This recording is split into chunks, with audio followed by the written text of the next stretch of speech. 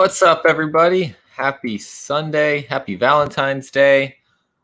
It's another week to do final order cutoffs. It's great that I see Comics Talk Weekly in the chat because after me, he's going up at 4 p.m. Eastern Time talking about the previews catalog. So kind of the other side of this ordering process. So welcome in everybody that's here so far. We got Travel and Root Beer was in here first. Wes is going out snowmobiling with his dad, but he stopped in to say hi. So thank you, Wes. Of course, Comics Talk Weekly's here for the comics. Exactly. What's going on? Comic-Con, welcome in. Thank you for joining us today. I know some people probably aren't going to be able to join today because they are doing things for Valentine's Day, which is perfectly fine. So catch it on the rewind. We're going to get into everything final order cutoff. Obviously, that's what this show is about. So for those that are new or maybe haven't heard of final order cutoff somehow, I'll go over what that is real quick. That is the last day that your local comic shop, your online retailer, can order these comics. So if later on you decide that you want to order these comics, you may pay more if they're a hot book. You might still be able to get them for cover price if they have extra ordered issues, which is why this is important, because there's no guarantee that after this date you will be able to order these comics. Last night on Spinetix, we had Lou from Aegis Comics of Alaska, and he said that's absolutely like the most important thing to keep in mind with this, that when you don't put those orders in and your shop doesn't think people want that comic, then they don't order as much, and there's no guarantee that a week before it comes out on the shelf, you will be able to get it. So keep that in mind. Put the orders in for things that you want ahead of time, whether that's putting it on a pull list with your shop, putting in the order to your shop, or even looking to see if there's good deals before final order cutoff online. So why buy when you can steal? Oh, man. I don't recommend stealing, but, shout out to Bricks joining us today. What's going on? And Professor Comics is in the house. Happy Sunday indeed. So figure I'd just give that little brief what's what before we get started, and then we'll move on to actually talking about it. One thing to note this week is that DC's cutoff was on the 11th. So we've already passed DC's cutoff. That's because Monday is President's Day. So because of that, I guess they're not working on processing orders that would be due on Sunday. I don't know what Lunar Distribution's doing, but that's anytime there's a holiday, they move theirs to Thursday. So we won't talk about DC this week. We will be talking about everybody else, though. So that's what we got today. What's going on, Johnny? Yeah, somehow, it's afternoon. Feels a little early still, though. What's going on, T. Ravis? We got some of our crew from last night from the Spinetix in here. Al Strands, what's going on? Yep, we are skipping DC because I can talk about it, but it's not going to do any good because we already passed that due date. So it makes it easy. Yeah. Phil's keeping warm with those comics. All right, so let's go ahead and drop the link like always, but we'll go ahead and get started. I'll move over to this view. If you guys want to see the comics, you guys aren't here to see me. So let's talk about Image Comics first. We got some good stuff from Image on here this week. Looking at, and I always highlight the individual issues, but of course there are trade paperbacks that are on here, like Big Girls Volume 1. Birthright number 47. This is a pretty long ongoing series for Image. I know nothing about this series, but it's only got 3 issues left. It ends at issue 50. So keep an eye on that. If you like this series, it's coming to an end. It should be wrapping up. We got Commanders in Crisis number 6 of 12. I believe they just do a bunch of regular covers. I don't think there's any ratios on these. We got a cosplay cover, it looks like, for one of the characters. So it's interesting that it's already got people cosplaying it. That's pretty cool. I stopped this after like issue 2. I think overall it might be a really good story. For me, it just wasn't one I needed to keep reading every week that it came out. I might pick up the trade when that comes out at the end. It's 12 issues total, so I think I'd like to see the whole story all together. Who else we got in the chat now? All Strange, you're just here to see me. What's up, Guy? Welcome in. I dropped the link if you want to join us. Feel free. I went to bed at like 4:30 Central Time though, so yeah, it was a night. I think I haven't checked, but I think the show's still up. There's some questionable stuff at the end that might get it edited or taken down, but we'll see. Also coming out of Image Comics, we've got a reprint for issue number 1 of Deep Beyond. I really liked it. We got Andrea Brocardo on the cover art here. Actually, no, sorry. It says that, but that was issue first print. This is Mirka Andolfo art right here. And we know she's on the interiors as well. So definitely a really cool cover, something to look out for if you're a fan of the Deep Beyond series. And then, of course, issue 2 comes out this week. We got some cool covers on this one. I think in this situation, we're finally going to be getting into the scary sea monsters. We also have these creatures out on land, but they're sea monsters. So there's a lot of cool stuff going on. So this is cover A. This is Andrea Brocardo. Cover B's by Mirka Andolfo, which is another beautiful cover. She's been doing great covers for this. Oh, man. Oh, the questionable was more the there was some words that might lead to cease and desist letters. Yeah, that's what happened. That's once East Meets West came on. Deep Beyond number 1 I liked it. It's got a lot of setup, world building going on, but we get a little bit of the underwater horror at the beginning, a little bit about that on land also a little bit later. So keep an eye. I mean, I'd keep an eye on this series. It's a 12-issue series. What's interesting is we have a lot of indie horror comics coming out, right? But we don't have a lot of them that deal with underwater topics. We've got Sea of Sorrow, which deals with that. And then we've got this one, Deep Beyond. So for me, I think that this has a good, it's an area of the storytelling that we don't get from other comics. We get a lot of monster stories and that kind of thing, but this is covering an area that I don't think I've read a story about before. So that's why I'm into this series. But we've got a lot of cool covers. So you got a lot to pick from here. Dan Panosian did this cover here.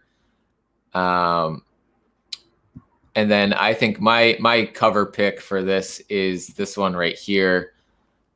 Deep Beyond number 2, cover D by Marco Cicchetto.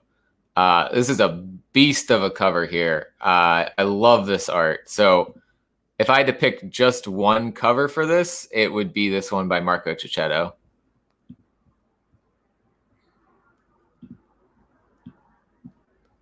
So moving on from that, we got a trade paperback for Getting It Together. I never read that series, but like the cover shows, it has a Friends vibe. We've got Homesick Pilots #4. I've been really enjoying this series. I think every time I talk about it, I describe it as Monster House, but punk. But it's kind of evolved from that. We've got our main characters almost like taking up this, not necessarily ghost vibe, but kind of like that. And she's going around and dealing with these other spirits. So I really have been enjoying this read also. We got issue 3, I think, came out last week. And I think issue 3 is usually a good place to cut it off if you're not enjoying it. But I think for me, this is a let's keep going. What's going on, Sean? Welcome in. Yeah, Sean's everywhere. Sean's in all the chats, and I appreciate his support and him supporting everybody in the community. He made his debut last week on here, and he's been on Travel and Root Beer's channel as well. We got a cover B here as well for Homesick Pilots. And this kind of shows what I was talking about with our main character. Got this spirit vibe going on.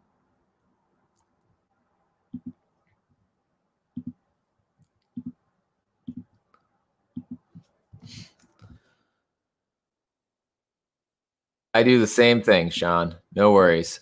So moving on, we got Carmen #1. This is a new series from Image. It's supposed to be 5 issues long. It's written and illustrated by Gillum March. He's known for Batman, Catwoman, Harley Quinn, worked on other art on graphic novels. So here, this story is about an angel named Carmen and the young woman she takes under her wing when a case of heartbreak strikes hard. It's packed with surprises and metaphysics. Gorgeously drawn series deploys tenderness and humor as it drives deep into topics that matter. I'm interested in this series. I like this cover A here, and I like the cover B as well. I haven't checked if there are ratios on this. I usually don't go too far into those, but what's going on, Copy? Welcome in, Copy 801. If you guys aren't subscribed to his channel, go do so. Great content, great reviews for Future State going on. We got No Good Comics in the house. What's going on, Justin? If you didn't see, he did an interview with his dad, who is a comic artist, yesterday on his channel. So go check that out. I wasn't able to be there in the live chat, but I'm going to be watching that on the rewind when I can. Also, he was on Life of a Geeky Mind's channel that morning being interviewed. So go check out her channel as well. Great member of the IG community. She's been starting YouTube stuff as well. Who else we got in here? Anyone else joining in? Yeah, Carmen looks like it's going to be good. And yeah, shout out on those 100 subs, Copy. Got there pretty quick. Yeah, Jen is great. I've talked with her multiple times on Instagram. I haven't gotten to see too much of her YouTube stuff yet, but oh.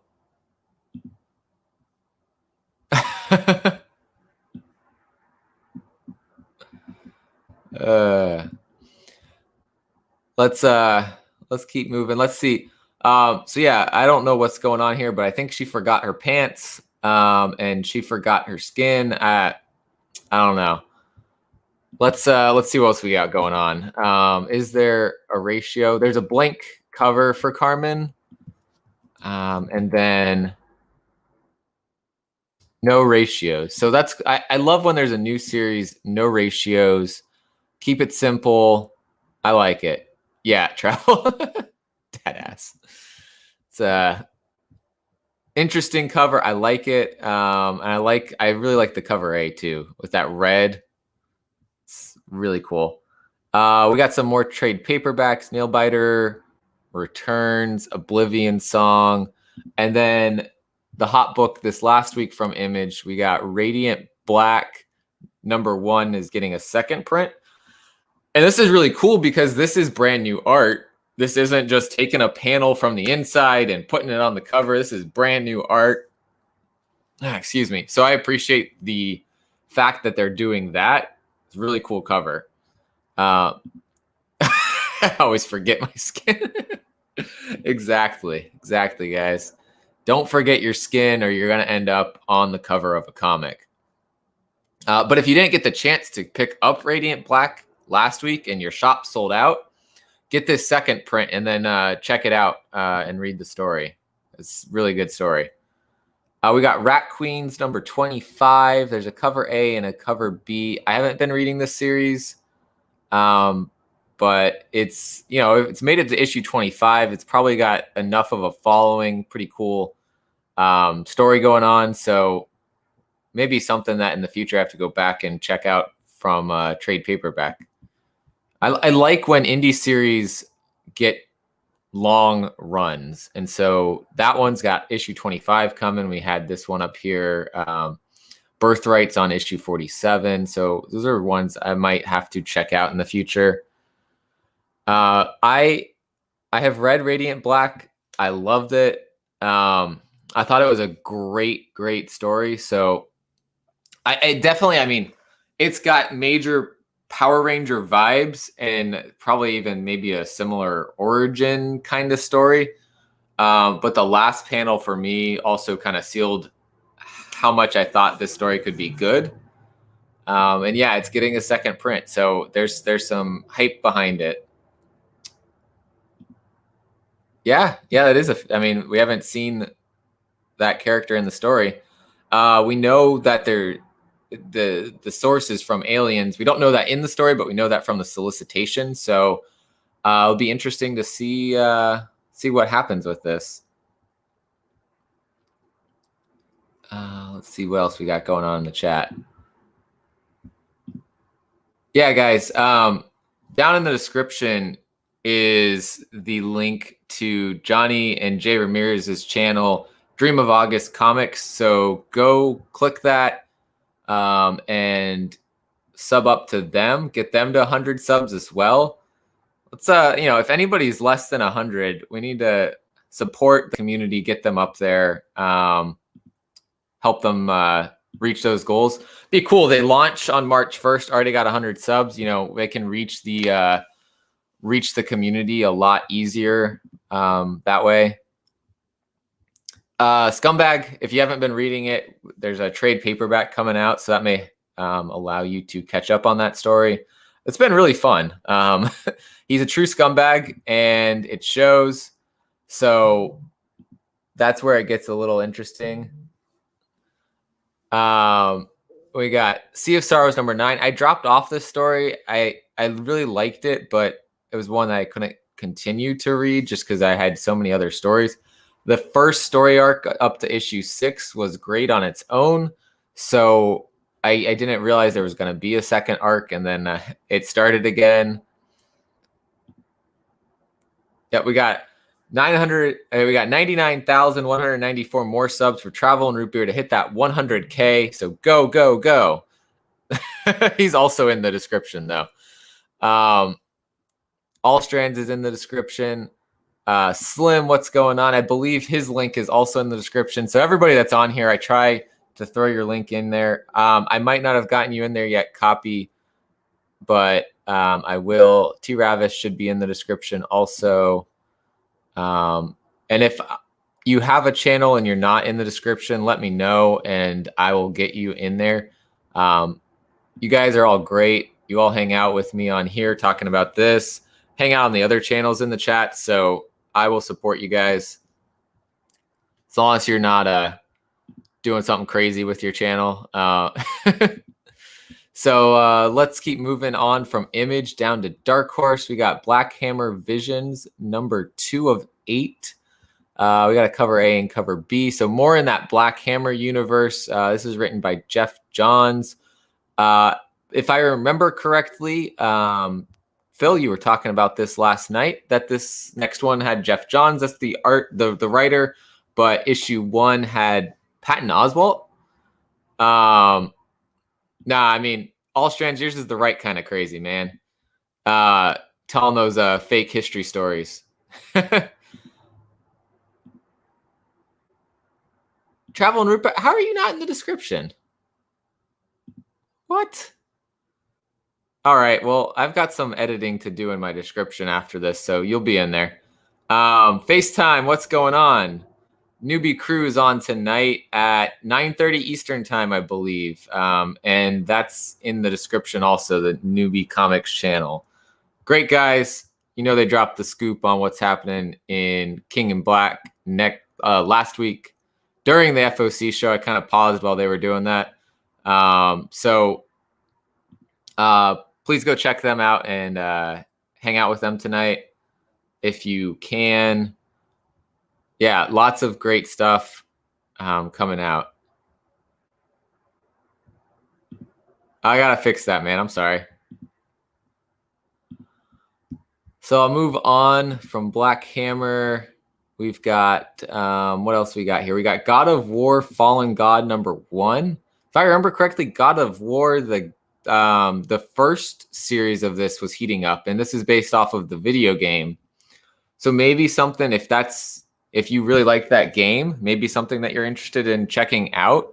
It's set between the events of God of War 2 or 3 and God of War from 2018.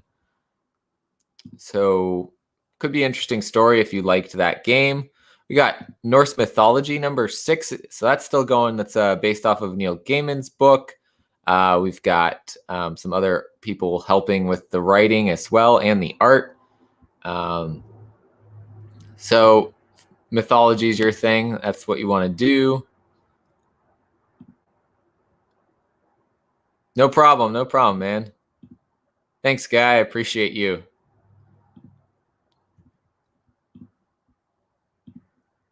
Like I said, if you guys are bored while you're sitting at home watching this, you want to hop on, feel free. Yeah, so there was a original one, and I think recently it heated up because there was talks about a movie for God of War. So now we've got a second series. So if we've got a movie coming or something like that, then why would we not think that this series might heat up too? But yeah, with Norse mythology, if I was reading this, I would be picking up these Mac covers because David Mack kills it on these. We got Thor on the cover of this one. So super cool.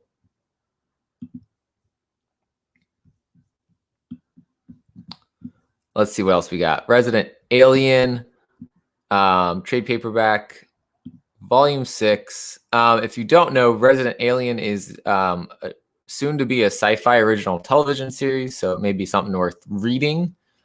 We got Resident Alien Your Rides Here #4, so it looks like maybe the last issue's coming out with the trade paperback at the same time. We got the True Lives of the Fabulous Killjoys National Anthem wrapping up here with issue 6 of 6. 3 different covers there. Let's move on to IDW. Keep it moving today. The Mac Attack. Yeah, Mac's great. Yeah. Which is weird because then they say coming soon in their description here. But I thought it was out because it's got Alan Tudyk on it. Which, if you don't know him, he's the voice of K2SO. He's Wash on Firefly. So he does a lot of cool things. He's a voice actor on a lot of things too. IDW's pretty light this week. We got some G.I. Joe. We got My Little Pony. And we've got Star Trek and TMNT. Star Trek usually, if I'm not mistaken, has a 1 in 10. But this is a one-shot, so maybe it doesn't this week. Let's take a check. Let's see. What do we got here? Nope. That's a different Star Trek book it took me to. All right. So no 1 in 10. But we know TMNT, we got the Sophie Campbell. The Eastman never shows up until right before release, I feel like. So let's see what the 1 in 10 looks like for this. No image for the 1 in 10 yet. But We got Bebop and Rocksteady taking on Toka and Razor.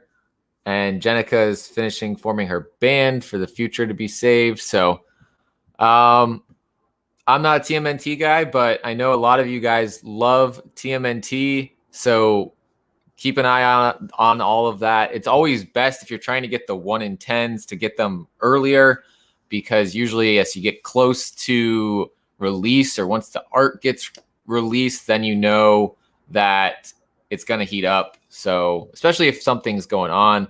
Hyper Combo probably knows what's going to be going on. So check that out. Just cover A. Yeah, just cover A for Star Trek. Copies our Star Trek guy. Sith is also Star Trek guy. So if you guys have questions about Star Trek or the Star Trek comics, they're reading them. What's up, Louis the 13th? Welcome in. Let's see. Also, another God of War game is on the way. So getting the new mini will be a good move. Yeah. We've seen recently, we've had, like the Cyberpunk comic went really hot. So there's some interest in these comics that are about video games right now. So always worth checking out if that's what you love. I'm not going to get into those things, right? Because that's not what I collect. But I like to bring that info to you guys. Resident Alien, guy's on top of things. He knows what's going on.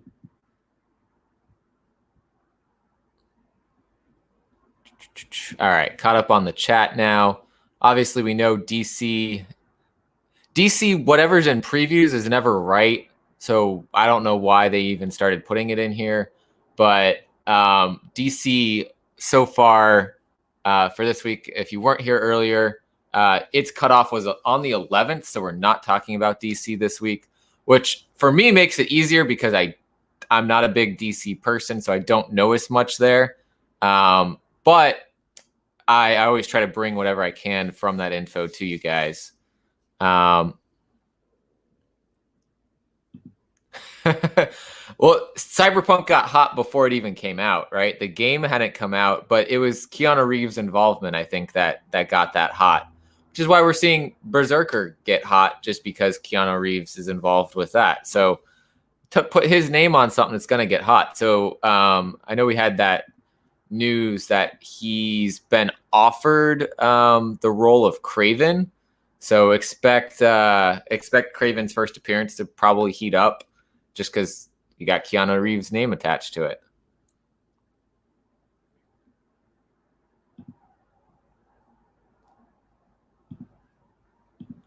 So this is, of course, we've seen these before. Now we're going with the blue cover.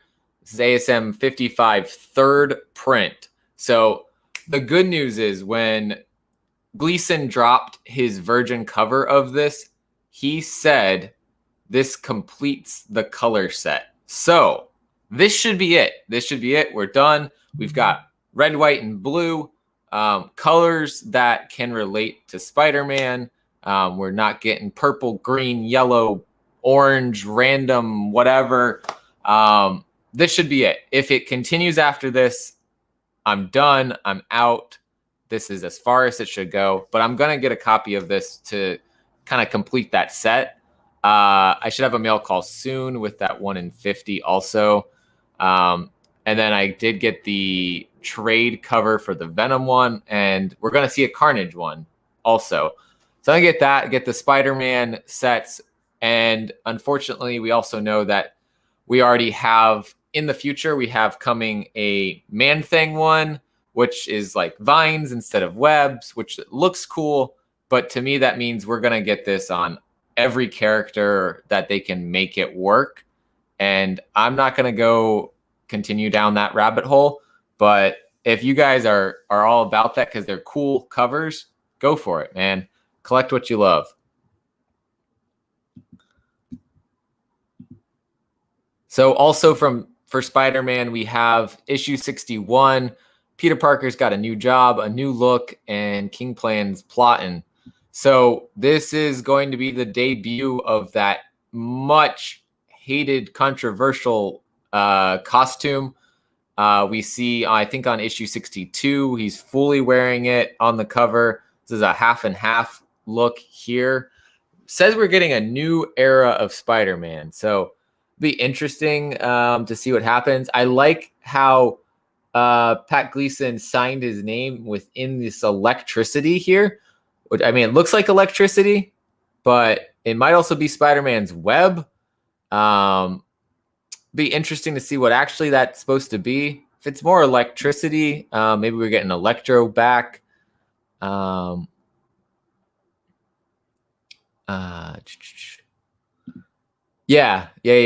That's what I was talking about with the vines.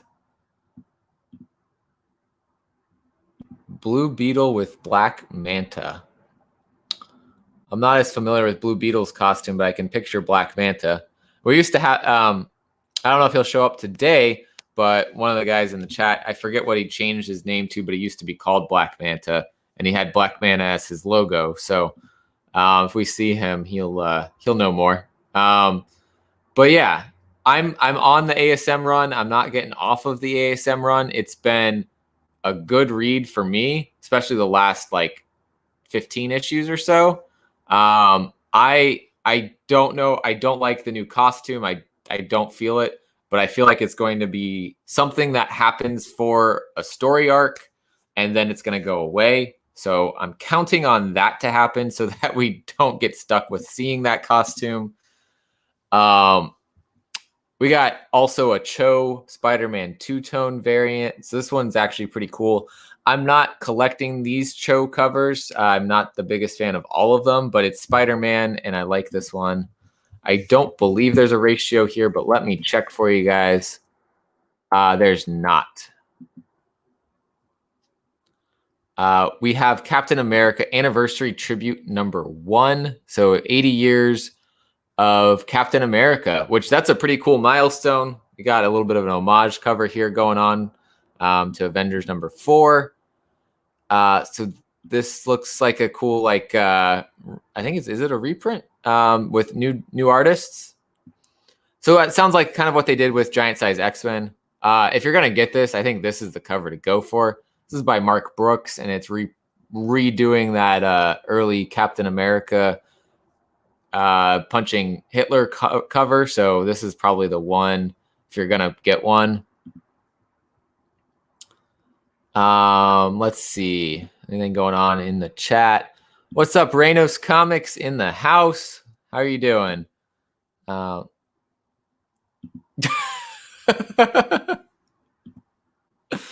boy. So this is interesting. So this, Azur S. Tiger is our X-Man guy on Spine Ticks, and I asked him, is this one of your picks for the week? And he said no. So this is X-Men Children of the Atom. When did X-Men get sidekicks? Don't miss the debut of the greatest teenage superhero team of all time. They've learned from the best. Now they're ready to be put to the test. But who the heck are these kids and where do they come from? It looks like a brand new team of young mutants.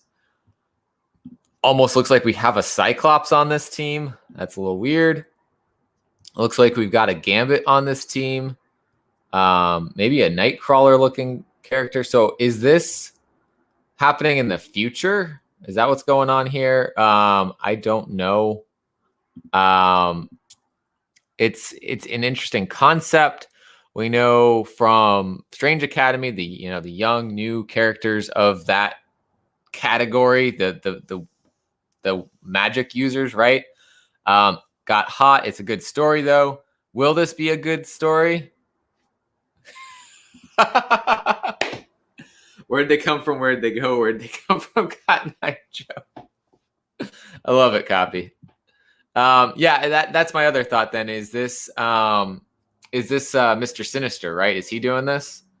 What's up, Desired Comics? Nigel, how are you doing, man? He was on Spine Ticks with us last night. So shout out. That is a female Gambit, it looks like. But is it a chimera? Is it someone that Mr. Sinister made? Is it in the future and this is Gambit's daughter? it's hard to say, right? We don't know a whole lot yet. So I guess we'll find out when this comes out. Not one I'm picking up because I'm not in the X-Men train, but we also got a Todd Knock cover here with looks like the X-Men that may be involved and maybe interesting. You know, I see these characters being the ones that somehow have been mixed and created these characters. I'm betting it they are Chimera.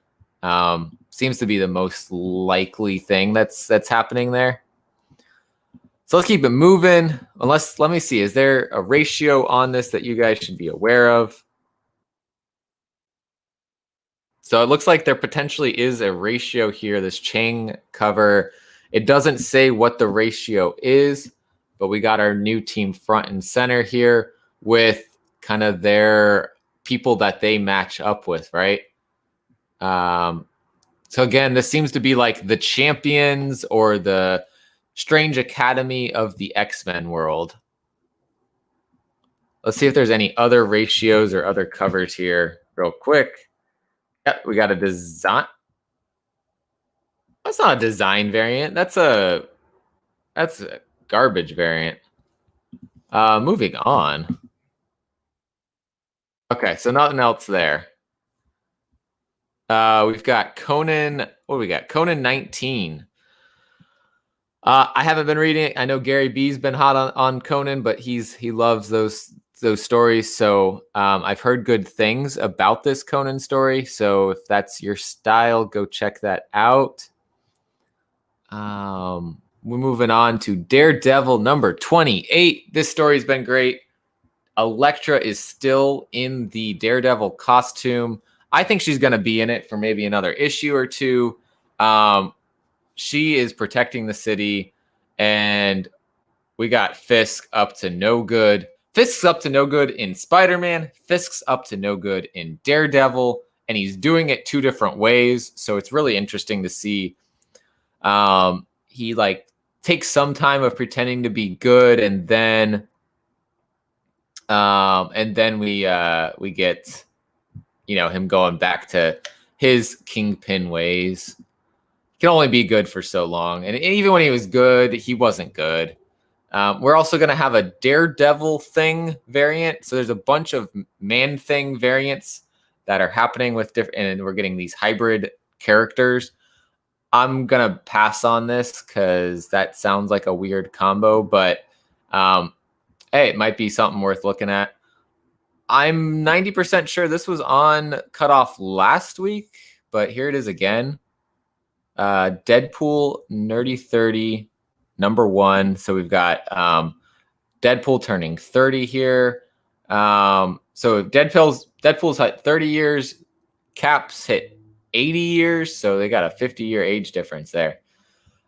He is holding the Infinity Gauntlet. We got Punisher, Wolverine, Thanos, Cable, Hulk, Galactus, Spider-Man, The Watcher, Juggernaut, Iron Man, Cap, Colossus, Taskmaster, Venom, Silver Surfer. We got the whole crew on this cover.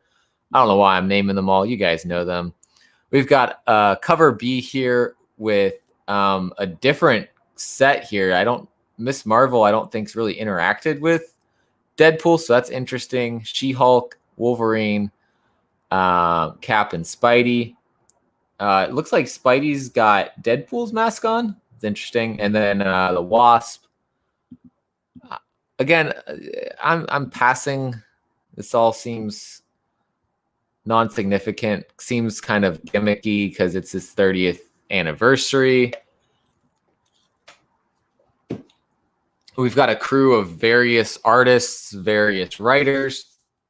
We've got the Rob Liefeld poorly drawn foot cover with the crew in the background on this one again. You know, it is what it is. Pin the cybernetic arm on Cable. That might be interesting. But it's Deadpool, so it's always going to be a interesting thing. Oops, I was trying to hit this one. Yeah, Johnny, I highly recommend either waiting till the end, getting the collected work and reading it, or picking up some of the trade paperbacks. Yeah, right there, T-Rex. I'm staying away from Man Things. I mean, aren't you also staying away from Man Things? Like, anyways, moving on. We've got Eternals number 3. I didn't read number 2. I think came out this week, but issue 1 was kind of interesting. We got Thanos coming in. We got of course, the Eternals versus the Deviants. Always a thing that's happening. It's always a eternal battle, essentially. And they're trying to solve a murder. So pretty cool type of story. This is kind of a creepy headshot variant. This is too zoomed in there. Immortal Hulk 44. We know this is ending at 50. So we're probably getting into that last story arc here soon. We had the UFOs come back last issue, I think. And so we're going to see more of that story. Alex Ross has killed every cover on this. I love his artwork, and what he's done here has just been incredible. So be sure to check those out if that's your style. We've had a series of homage covers as well to old Hulk books, and here we have another from Joe Bennett, who does the interior art. So he's also got the cover on this one. Really cool covers. I was reading Immortal Hulk to like issue 20, 25, somewhere in there. But again, it was one I had to cut because Hulk isn't one of my main characters, but it was a great story.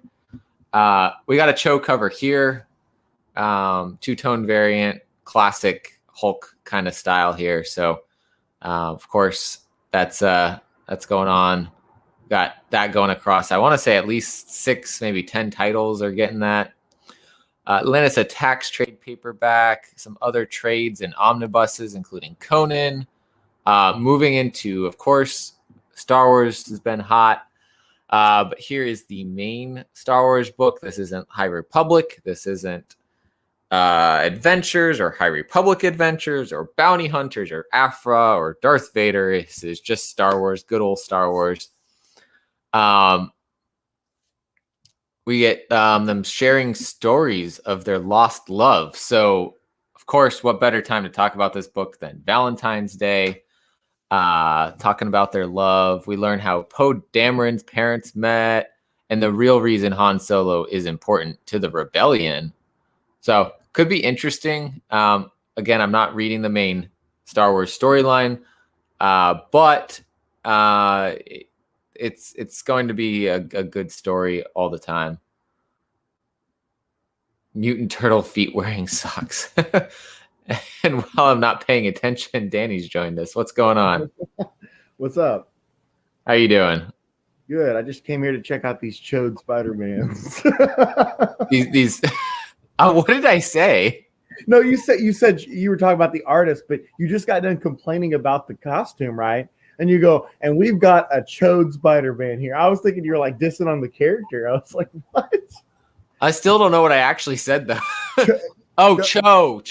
Yeah, Cho. You said, yeah, you like dissed on that outfit, and then you went into like, we've got a Cho cover over here. And what you said, I thought you like, we got a Cho. I gotcha.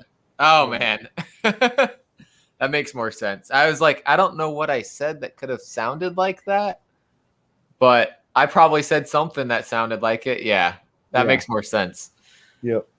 Oh man. But yeah, the feet that Liefeld draws always look like mutant turtle feet wearing socks. He always tries not to draw feet usually, but when he has to, yeah. I feel like it's someone wearing a onesie, like, and you can't see the feet. That's what I get.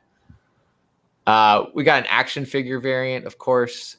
Like every issue has an action figure variant. John Tyler Christopher, that Imperial Stormtrooper outfit, and then an Empire Strikes Back variant, because I think that's the era that this story is taking place in right now, if I'm not mistaken. And this is interesting. They're doing an omnibus of the Old Republic. So this is collecting Knights of the Old Republic 1 through 50. That would be very good. Knights of the Old Republic War 1 through 5, Knights of the Old Republic Handbook, and material from Knights of the Old Republic / Rebellion number 0. So I believe this is Darth Revan is in this. If Johnny is still here, whenever we first met, he was actually asking about Star Wars comics, and I said, primarily you're going to want to get into the Dark Horse stuff, but this would be an example of a good Marvel run for Star Wars. Well, this is Dark Horse. That's the collection of it. Yeah, I'm pretty sure this was. That's Marvel. It's coming out from Marvel, but those are Dark Horse books. I was gonna say the Old Republic stuff I thought was Dark Horse, but I knew it was a good thing because this is the run from whenever the computer game came out. Yeah, so I guess because Marvel has the rights now, they can publish those stories in an omnibus. That's crazy. I would not have expected that, but I mean, yeah. I was like, I thought for sure that it was, but then whenever I saw you're doing Marvel, I like that. Okay, well, there you go. But I guess I don't have a good Marvel suggestion then. That's it. I mean, for me, I felt like to get in. I mean, I read when it first came over to Marvel, I was reading Star Wars, I was reading Darth Vader, and I liked it, but it's the same old stuff, new stuff inserted here and there. I think now they insert a lot more new stuff, but it's the characters you're familiar with, that kind of thing. So if you're looking for new stuff, different parts of the Star Wars universe, I mean, High Republic, I recommend for that reason. It's a whole new era of Star Wars, but this one, collecting everything that's costing like one issue of this is like $600. Some of the other ones are like 20, 30, 40. You can't pick them up and just read them. Yeah. So this I think right here. Yeah, this isn't one that's like from the top story for me, but it's up there. So like, yeah, for that trade paperback, that's good. Like, I still say if somebody wants to get into it, like they want to get like the best Star Wars comic experience, they need to do Crimson Empire, they need to do Dark Empire, they need to do the Shadows of the Empire runs, they need to do the New Jedi Order tie-ins, all that kind of stuff. But in the Rogue Squadron books, but this is very good too. Yeah, absolutely. Like, I think this is probably the easiest way to get it, right? Like, you get 56 issues plus the handbook, $125, cheaper than one issue. So that's awesome. Yeah. Trade paperback's probably going to be your best bet, or now this omnibus is available. And this is really interesting that this is Dark Horse Comics, but Marvel is able to publish it in an omnibus. Yeah, I was really confused by that, but then I was like, okay, well, there's a good Marvel one. But yeah, this is another good point. Dr. Aphra, newer character, interesting character, I feel like. So if you're able to pick up some Dr. Aphra trade paperbacks. Sure. Yeah, newer runs, no problem. But Johnny was asking me about like, where do I start with it? I was like, man, you can't go wrong with Dark Horse 90s era, early 2000s. Yeah. Well, yeah. And I would say the other thing is, if you're familiar with Star Wars in general, you can go anywhere, honestly, and pick it up, read it, and kind of figure out what's going on. There might be some characters you're not familiar with, right? Like, but once you start picking it up and reading a little bit, you kind of don't need to know their origin, and then you can go back and find that.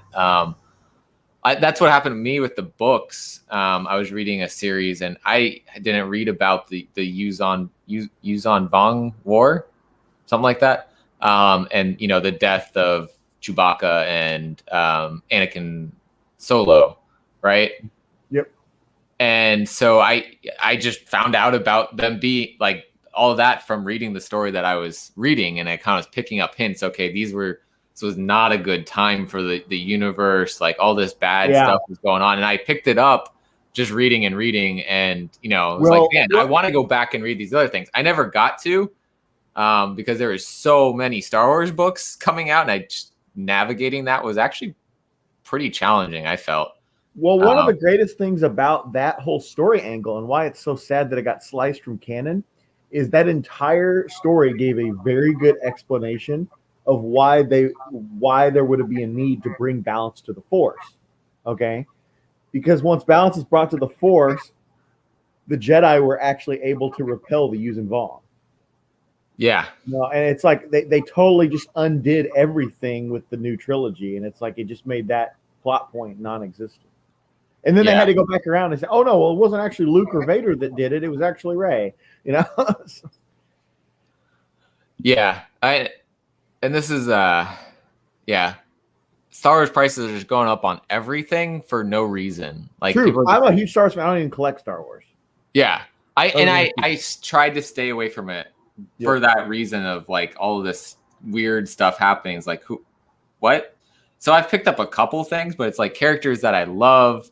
I've gone back and picked up some things or cool covers, or like I picked up some dollar bin books that said like Spark was in the title of the storyline, and I was like, my last name kind of. So I was like, that's kind of cool. Can you highlight Sean's second comment? Because that's a really good point. Let me read this one first. Problem getting into Dark Horse, you have to go after the trade paperback or hardcover. The comics go, but this is the opportunity, right? It's $125, but if you buy it on some pre-order sites, you can get it like 40% off. It's like $75. Well, what I was getting ready to say is for people like Johnny who may want to get into something like that, this would be a very good buy because I guarantee you this is going to be triple or quadruple its price in a year. Yeah. This right here. They will be. Hey, because JoJo. They'll do a very limited run of these unless they sell extremely well, and then they'll probably do some more. But right, I know with collections that I have, because I am on the omnibus and trade paperback kick, and some of them they're very difficult to get 3 years out after they've come out. Yeah. The omnibuses have gone crazy for some things, and I can see that one going crazy. There's also it looks like there's a variant cover for the omnibus, which I think that's a newer thing. We keep getting these variant covers for the omnibuses, but that's pretty weird. Cool. I like the other one better, but that's pretty cool. That's Revan right there, right? Yeah, and isn't that him as a Jedi though? Whatever his name was. I'm not as familiar with his whole story. I'm not as familiar with Old Republic. Like I know a lot of the stuff from it, but that's why I said it isn't on the real high, but it is a decent place to start for someone who want to get into comics with it. Right. I haven't read it to completion or anything like that. Yeah, I mean that's what's going to happen next. We always talk about we get the first appearance of something going up, and then they go for the second appearance when the first appearance gets outpriced, right? But why isn't the retelling of that story in a trade paperback? You would think that actually would go up because you can read the whole story. So I'm surprised also that we haven't seen that inflation happen with that, but I'm happy that hasn't happened because that means people are getting the opportunity to still read those stories. It is more of an omnibus thing than it is a trade. I've noticed that the collections they sell out and then they triple price, but not the trades by themselves. Yeah, the omnibus, and maybe because it's the format, it's that hardcover, it's a nice style, and maybe that's more collectible than a trade paperback. I don't know. It is interesting. What's up, Lewis? What's up, man? Are you making some Valentine's Day clay figures today? You should jump on here, man. You should jump on here, Lewis. Yeah, Lewis, if you're not doing anything with the lady or the family. My wife's at work for a couple hours, so I can afford this crap. Nice. Next up, Strange Academy number 9. It's Parents' Day, and Calvin doesn't have parents, so might be a little sad. But what I'm really curious about this is it's Parents' Day. We've got Doyle, the illegitimate son of Dormammu, right? Is Dormammu gonna show up? It's his parents. So I don't know. I'm stuck at a part in that game, and I just haven't gone back to play it. And every time I have, I've forgotten all the controls, and so I can't get past the part because I can't remember how to play. So I haven't played that myself, but I have watched a good deal of it. My friend was playing it, and it's It's got some really high moments, but one crazy thing that my friend found out is there's a whole bunch of unfinished games that you can glitch your way into if you tinker around enough. Like you'll find tunnels of stuff that they meant to do stuff with, but they didn't. Interesting. Like, yeah, the game was rushed out. That's interesting. I agree. This is probably my favorite Marvel read right now. Like issue 7 was so well done. Had the right like emotional pieces to it. It had the right feeling of the fact that somebody could be dead after that issue was done. It very much like played with your emotions to the right degree. And so I thought that was really well done. Issue 8 then was excellent also. And so now we got issue 9. It was interesting. Those two came back to back, like 1 week after the other. And then now it's going to be a little bit before we get issue 9. So it was a little odd. But that's cover A. This is really cool.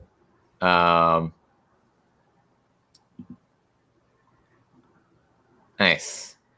And that's also in Fallen Order, it's Kestis,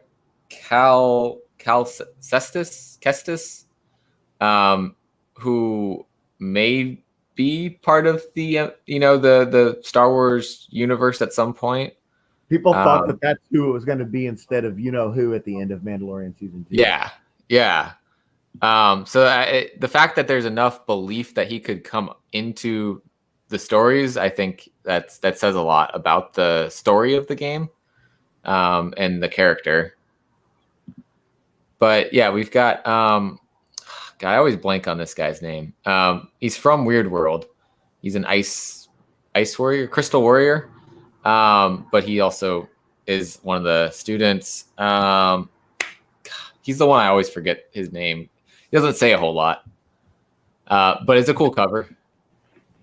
I'm collecting all these Art Adam covers because I love the spotlights that are on them. And then we have another Cho cover. Look at Dr. Stranger looking like a Cho. Oh man. Yeah. I was like the whole time I'm like, don't do it. Don't kill him, please. And so the story is really well done in this. People speculated on Strange Academy and for good reasons. I think it does have potential to be a Disney Plus kind of show, but the story is so good. Oh, thank you, Professor Thoth. That's why I forget his name because I can't say his name. It's like Hoth, but with a T. Taskmaster 4 of 5. Last issue, we had a first appearance, actually. A new South Korean superhero. Oh, Pepsi Man. Yes, Pepsi Man. Yeah. The South Korean logo on his chest. Yeah. Hyper. What's going on? We have apparently though we're targeting Okoye, so we're getting into Black Panther territory. Taskmaster's been framed for something though, I think is the general story, and he's actually trying to prove his innocence. So the whole story is about that. This is a cool cover here. Ooh, that is cool. Holy crap. That's Black Panther there. Potentially. So it's really interesting because it's like, Taskmaster's not a good guy usually, but he's like, I actually didn't do this one. So what's up? We got Ultra Maximus in here. Yeah, he works for White Fox. Okay, and White Fox first appearance in Contest of Champions 1 from like 2015, which I actually read back when it came out. It was a pretty cool story. But she's part of Agents of Atlas. That was my backup, who I think is going to come to the MCU last night, was that team. This week he battles the Coca-Cola bear. Probably not. Probably not. I don't think that was in reference to Hyper's comment, but it worked. But yeah, Ultra, if you got any insight on anything, feel free. Or if you're able to come on, I know you did your FOC show a couple days ago, but if you're able to come on, feel free. Just drop the link. Always appreciate your insight into all of this. Thor and Loki Double Trouble. So the last Double Trouble that they did was Spider-Man and Venom, and they switched brains, essentially, or switched bodies, like a Freaky Friday kind of swap. So I'm assuming that's what we're going to get happening here again. But it doesn't say that happens. It just says that they're trying to... Loki dares Thor to steal a powerful relic from Odin's vault. I don't know.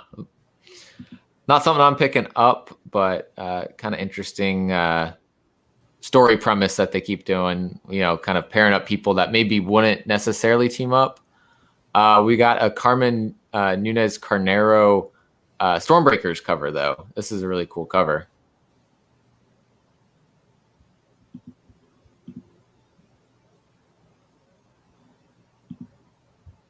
And there's a Henderson cover. There's a Todd Knock headshot. These Knock covers are just been odd. Like, I like his art sometimes, but these zoomed in faces are just not for me. And then we get to some of the panel last night's picks. Wolverine Crazy Mystique cover, right? What was this? Isn't that like a Crazy Mystique? Yeah. It's just not her normal colors. Yeah, so it's Wolverine, black, white, and blood. So, of course, the cover, the interiors are only in black, white, and red. And so we've got this silhouette of Mystique with a gun, and we see Wolverine looking deadly in that silhouette. Choose my words carefully there, because that could have been a pause or a clip.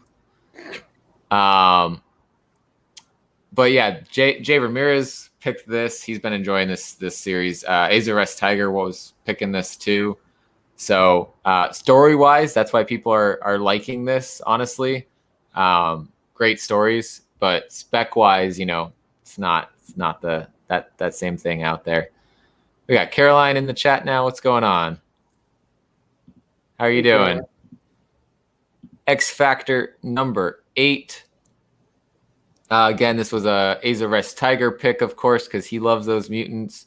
But it seems like they're trying to get some resurrection of murdered teammates. So who knows? Maybe there's some issues with resurrection going on.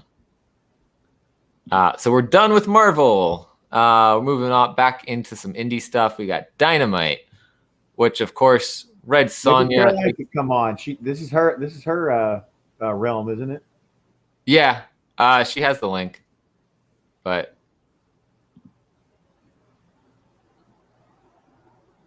he's on borrowed time. I like that. Makes it sound like it's like impending doom. Yeah, Ultra. Are these Stormbreakers supposed to be one per store also? Because I know when the previous set of Stormbreakers came out, they weren't shown in the previews catalog like these ones were. So I am curious if these will also be one per store, or if these are going to be open order covers, but featuring the Stormbreaker artist's art.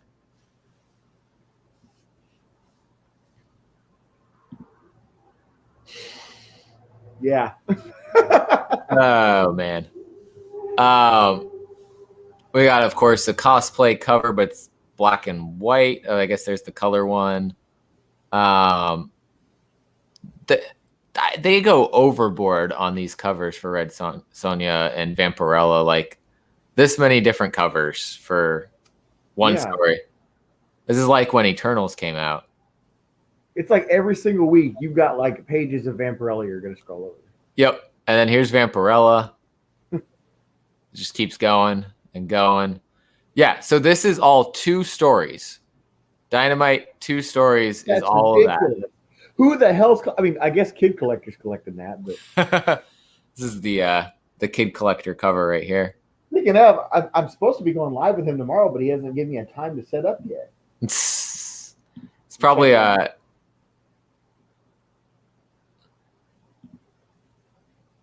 okay. So it's still the Stormbreakers are still 1 per store.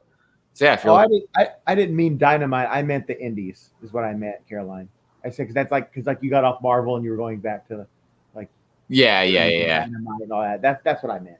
Dynamite, I spend like 2 seconds in and then move on because unless there's like the boys book or there's like one other thing that's not the Sonya Vampirella stuff. I really want them to expand the stories that they do. Like they could do so much more and they just stick to those properties. But yeah, so that's interesting that the Stormbreakers will still be 1 per store. So if you're looking for exclusive art from those Stormbreaker artists, look out for those. Yeah, there's too many Dynamite covers and books and stuff. Sean, were you up too late with us last night? Yeah,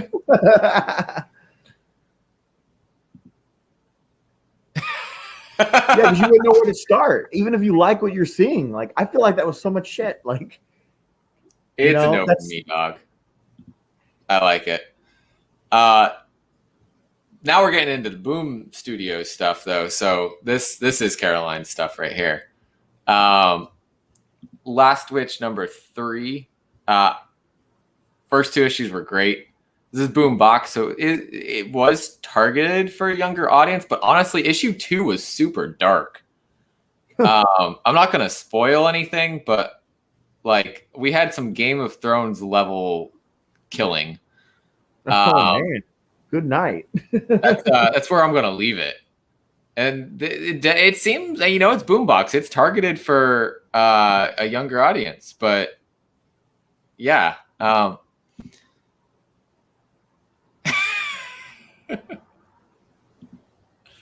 Comic Lou. But yeah, no, I mean, the cover art on these have been great too. I'm a fan. I picked up the reprint of issue 1. Also, we've got this girl's the main character, and she's also with her grandmother and her brother, and essentially they're going to have to be taking down this really powerful witch that is trying to essentially bring an end to the world by releasing this like powerful dark king from where he's imprisoned. And so at first she thinks, oh, if I just leave Ireland, which is where it's set, it won't affect me. But then it's like, no, that he's going to end the world, not Ireland. So she's like, all right, I guess I have to learn how to use magic and fight. And so it's pretty cool. We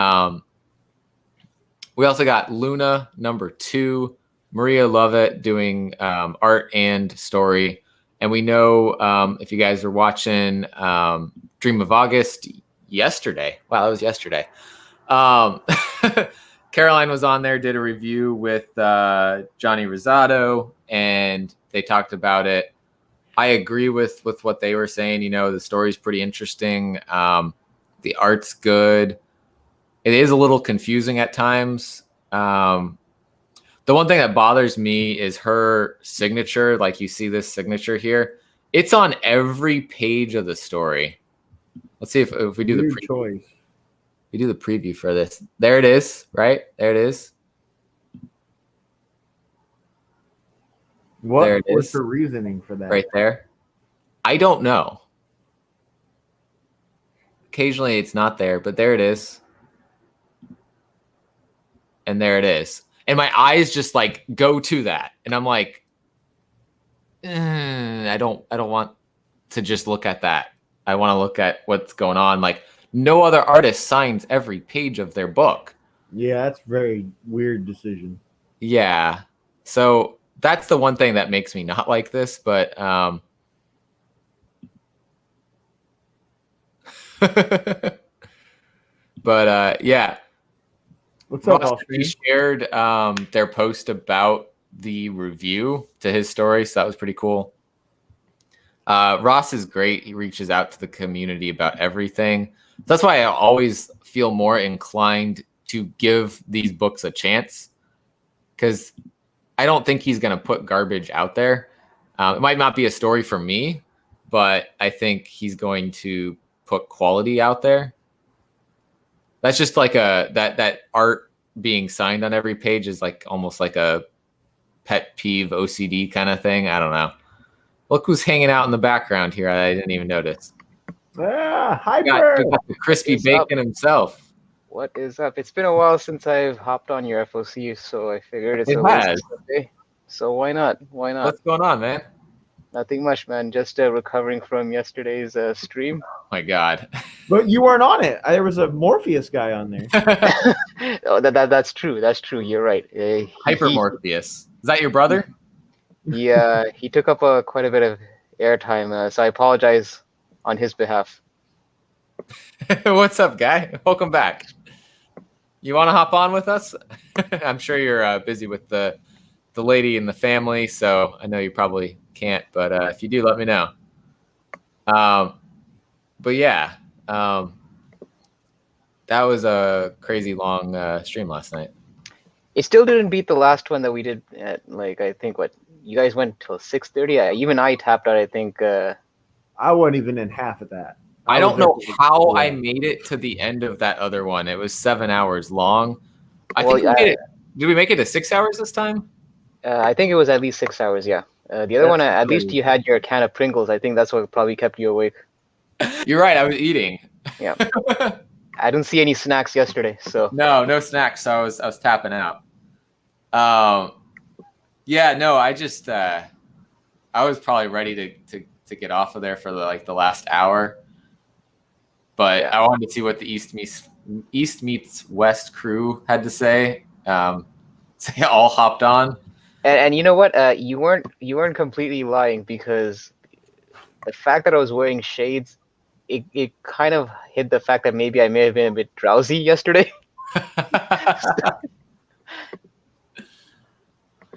Oh man. Yeah. No, I mean I was feeling myself like sitting there like what's going on?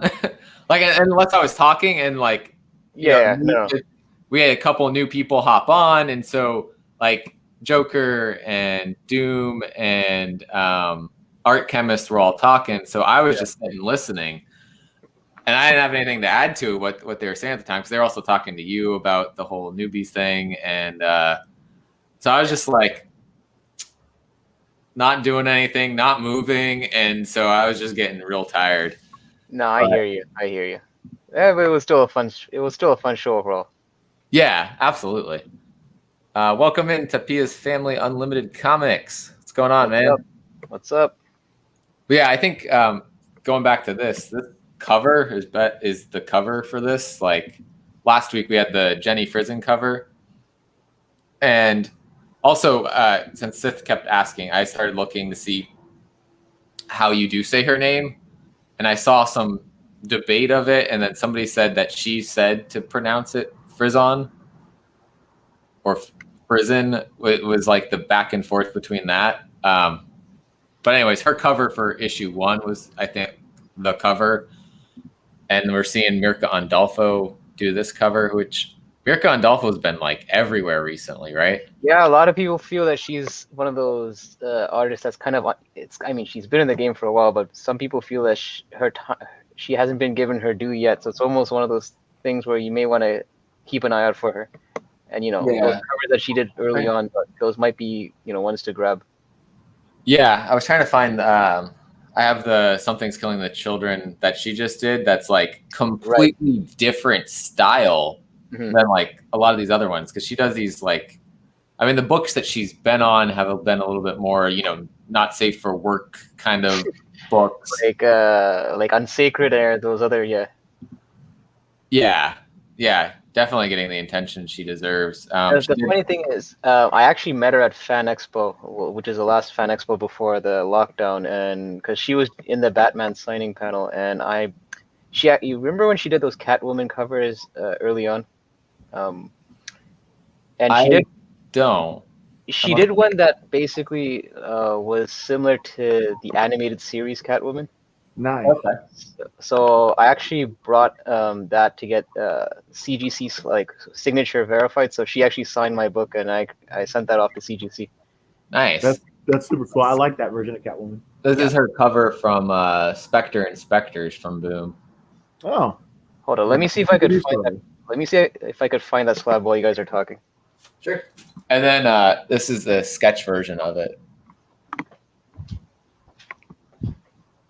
That's cool. So, like, she's got that style, right? Like, that's not like the sexier drawing style. This is more along those lines. She's done those stories that were more along those lines. But I mean, she's also like she does art for Deep Beyond. She does the interiors, which is another completely different style. So she is all over the place. Appleseed cover? I don't know what Appleseed is. Japanese anime manga. Oh, gotcha. A really old one. Well, like, not really old, but fairly old. Her drawing range is massive. She can do all kinds of things. Yeah, let me see if I can get this without the glare. Oh, yeah, this is really good. I hope I can see it without glare. Highlight that guy. Yeah, highlight that guy right there. I'm trying. There's only 3 of us. Like, why is it That's not very cool, man. And it's just like the animated series version. Yeah. Wow. I love it. And there's Isis, the cat. That's the name of the cat, is Isis. Yeah, and that's the thing. I mean, obviously, I didn't slab this for any spec value. I was always a fan of the animated series, and this was just a cool cover to have, in a 9.8 slab. Also saying he dropped a spec matrix on her. Is Citrus #1 her first art or published art? That would be if so, I guess that's the thing to find for her. We'll leave that up there until he responds. But yeah, she is getting the attention she deserves now, I feel like, with her art, and it's everywhere. I don't remember if there is a ratio for this or not. Let's see. Looks like it. We got a 1 in 10, which is the Virgin cover. And I don't know if you mentioned this, Sparks, but Johnny actually did a review on issue 1 on his channel with the Caroline Comics. Yes, yeah. That must have been when you were hopping into the backstage. Okay, yeah. Yeah, yesterday they did that review of it. I was saying, I agree with what they were saying. Like it's not like a 10 out of 10 story. It's not a bad story. It's kind of one of those in the middle. We need more information.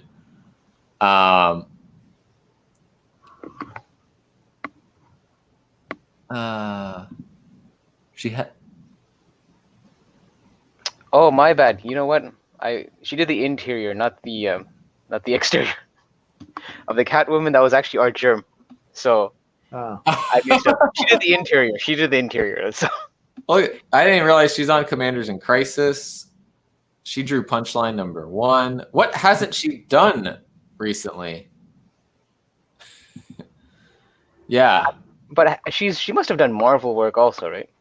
I'm assuming she's probably been involved with Marvel, because I hear a lot of stuff from DC and the Independents, but I don't know if she's done any Marvel. Off the top of my head. Ultra might know because he did the spec matrix on her, but I don't know. Yeah, that's interesting. We got Mighty Morphin #5. I believe with #4 we had the new Green Ranger identity, right? Yeah. Revealed. Yeah. Do you know anything else on this? Hyper, you're reading this, right? No, I'm actually a bit behind on this because I actually wanted to get into the Power Rangers because I wasn't following it in the previous run, so I figured this is a new series. Let me put this on my pull. But with everything else on my reading list, this is one of those things that I have to kind of catch up on. Yeah.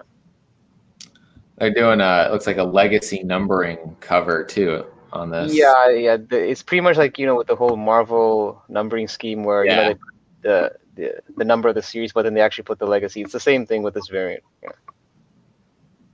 Yeah, we got a blue blank sketch. Are we still getting those peach covers? Yeah, the peach covers kind of hop between either Mighty Morphin or Power Rangers. The peach cover was in last week's Power Rangers with the Pink Ranger, and I know that she's supposed to basically. She's already done 4 covers of the Power Rangers. I think she's supposed to round out to 6 in total. So you get that like whole team. Sorry? To get like the whole team going. Exactly, yeah. That's a cool cover. So I'm thinking she's probably not on this one then. No, I think in this week's FOC it's Goni Montas because they kind of switch between both. Because he's also doing his own theme as well for the Power Rangers. Oh. Wait. No? Okay. She's done some Marvel. Okay. There you go. Yeah. Yeah, it is a pretty cool. I do like the way Peach did those. It's almost like the helmet's kind of fading away kind of cover. Yeah. Those are cool covers. If I was a Power Rangers fan, I'd be collecting them like you are. But I like Power Rangers when I, growing up and watching that on TV, but comic wise, I never got into it. So it's an easy way to just stay away from that rabbit hole. Which is crazy because I've heard that those I actually had read some of those comics way back when they appeared in like the Power Ranger magazine. Those were like considered a more robust story than the TV shows. Yeah. From the people that have followed the comic series, they've said that like if your conception about Power Rangers is based on that '90s TV series where it's very, campy and all that, the comic is far. It was chopped up from the Japanese show, they filmed like live action actors for the live action scenes, and then everything in costume was just the Japanese show. I watched some of those episodes recently on Netflix, and they don't age very well. Let me just say that.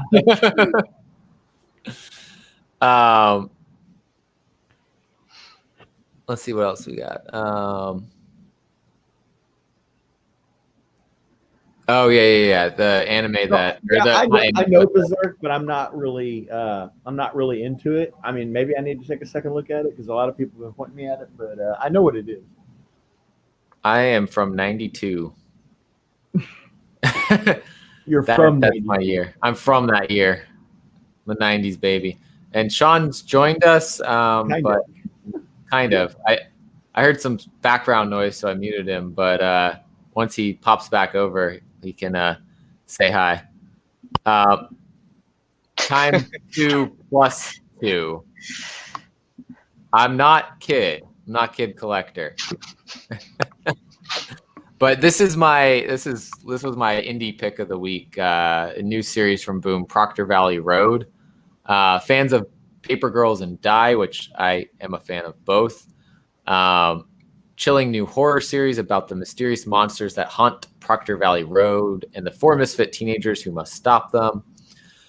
So these teenagers organize a spook tour with their classmates on the most haunted, demon-infested stretch of road in America to fund attending the concert of their dreams.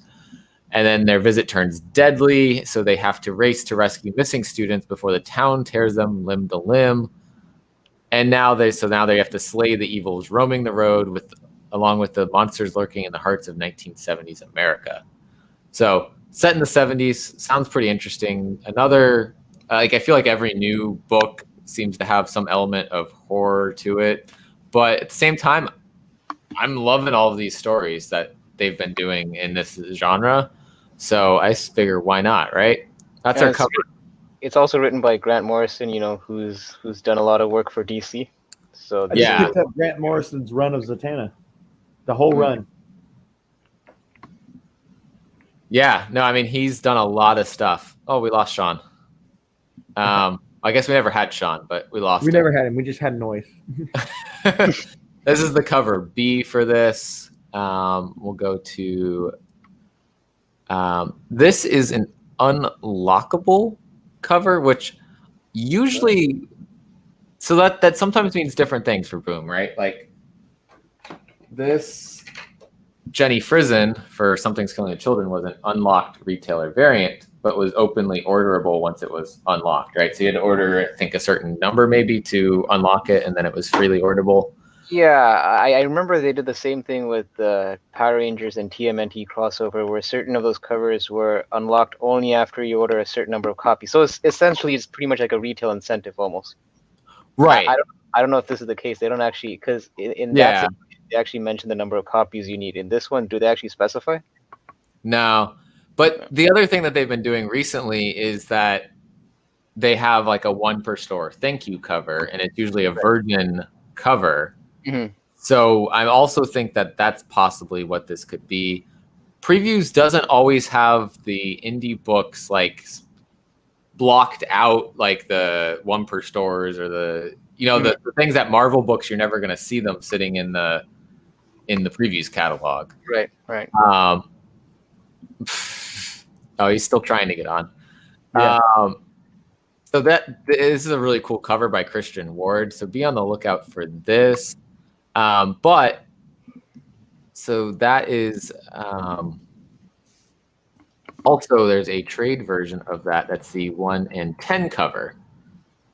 So that version will be a little bit easier maybe to get a hold of, especially when stores don't order as much. There he is. I see video this time. What's going on, Sean? What's up? That just didn't work out too well. I was on the phone walking the dog, and the phone just didn't work out too well. That's all right. Welcome in. You having a good day? Thank you. I'm having an amazing day. Awesome. That's what I like to hear. Always. Yes. So hoping everybody else in chat's having a great day too. Seems like it. Absolutely. Yeah. And I feel like we have less people this week, but I know a lot of people are doing stuff for Valentine's Day. So I know, there's a few that's hopped in and out and stuff.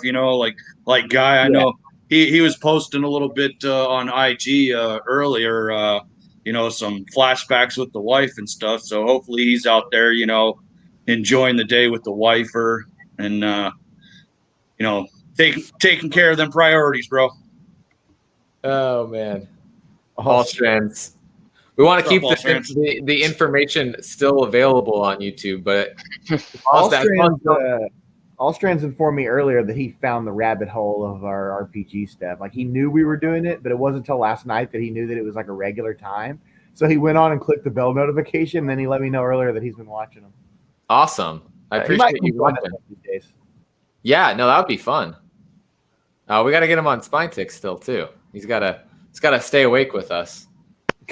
I mean, even if like Azores Tiger's on for right now. He's on for the first hour. Some guests stay on for like 2 hours or so, and then have to get off.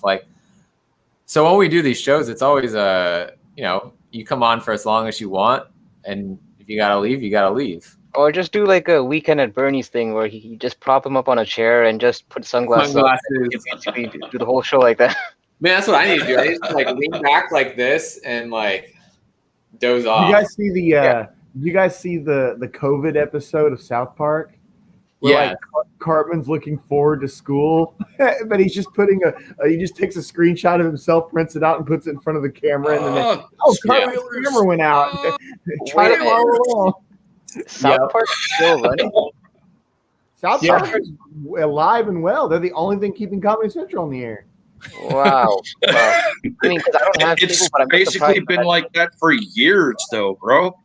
It's either been Robot Chicken or South Park, and that's all anybody goes for. Yeah, I haven't had cable since 2007, but I still try to keep up with something like South Park every now and again for good episodes. Oh, yeah.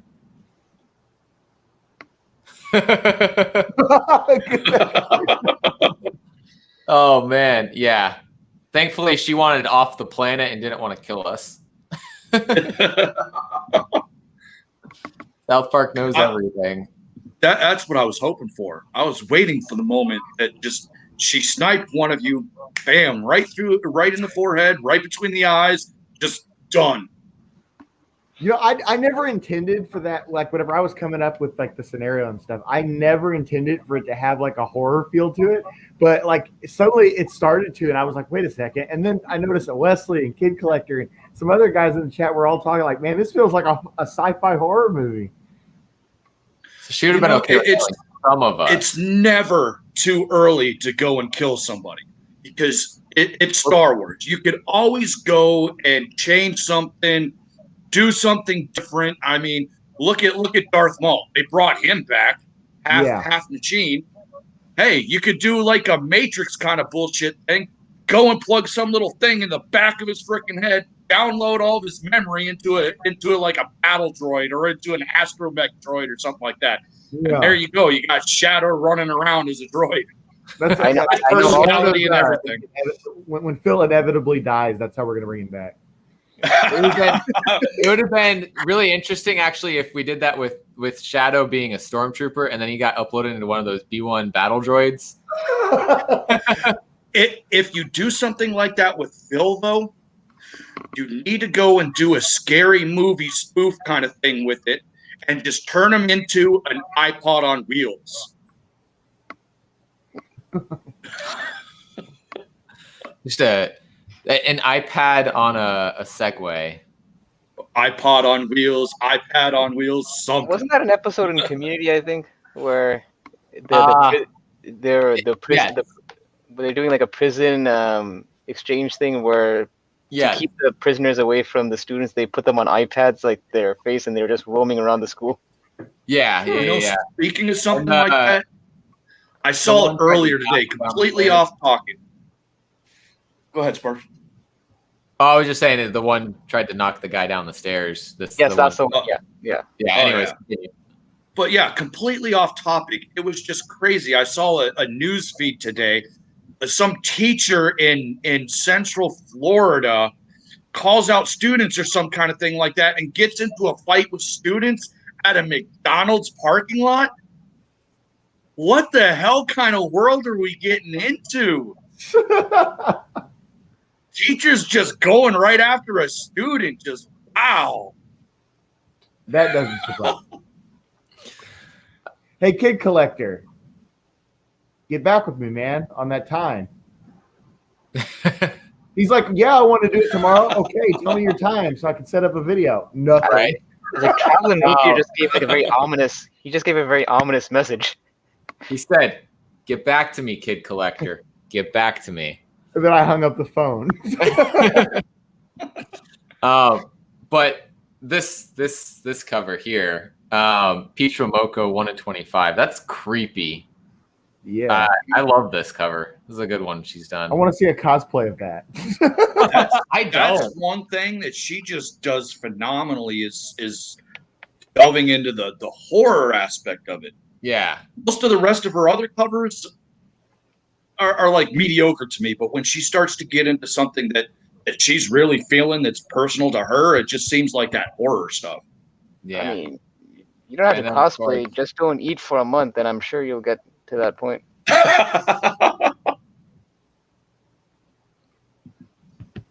Language, kid. Language, man. Parents are going to have to wash your mouth out with soap. We'll be there, Johnny. I will. Hey, Lewis, are we going to start turning that pocket dimension? So I know. Are we going to start turning Kid into a Cap kind of situation here? Language. Wow. I'm confused though, because Johnny just said that Kid Collector is prepping for their show at 5:30. So is Power Pack not on today, or? No, that is the Power Pack. No, they're on Power Pack. They're on Power Pack. Okay, will be on Power Pack today. Okay, all right. They're doing the media tour for Dream of August Comics. Ah. But yeah, so 1 in 50 version of Peach Momoko's cover, and that's where these covers end. But this is a series that I'm going to start all in on. If it doesn't go well, obviously I'll come out. But it seems like it's going to be a good one. Spectre Inspectors was surprisingly really good. It came out 2 weeks ago, I think, when we had all those other number ones come out that were indie books. Mm-hmm. I really liked issue 1. It's again another boombox book, so I thought targeted at a younger audience, but it kind of got dark. We have some possession going on. So one of the characters got possessed by a demon, and they thought they were finding a ghost, but it was not a ghost. Now, this is that same series you were talking about. What was it, last week or the week before? That has almost kind of like an older take on Scooby Doo kind of thing. Yeah, that's how they built it. It was like a mix between Scooby Doo and something. I can't remember what it was. You know, you've got the young kids kind of together. I mean, I think the main group, which funny enough, this is the Mirka and Dalpo I was talking about. We've got 3 that are older, and then this guy's like, it's probably like Kid Collector right here, and then you got the adults, or rather young adults. But So is that like the Butcher and Sith Lordly? And yeah, it's the Butcher, Sith Lordly, and I don't know who else has adopted them. Maybe Johnny. They're the adults there, and then we got Kid Collector. This is something I was definitely interested in picking up once it start making the rounds to the local LCSs around the town. Yeah, it seemed like a good story, and it was. There's a 1 in 10 cover for this if it loads, which is the Virgin cover of cover A. Let's see if they went. That's a cool cover, actually. I really like that. It is. Yeah. So it's just a 1 in 10. Which Boom's been doing Virgin 1 in 10s on a lot of things. The Power Ranger books have that. Origins has had that. I think Spectre and Spectre last week might have had a Virgin cover also.